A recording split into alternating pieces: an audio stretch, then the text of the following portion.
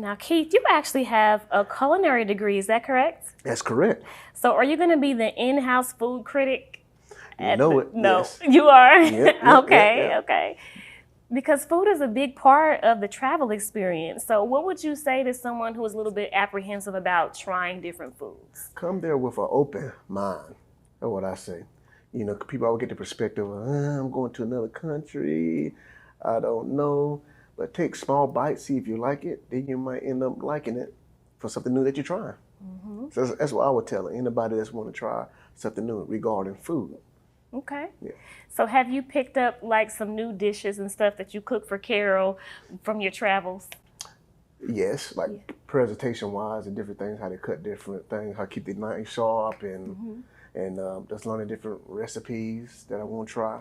Yeah. Like, my favorite, like avocado juice. Okay. Yeah, it was Never one of my heard biggest of it. favorite. Yeah. Okay.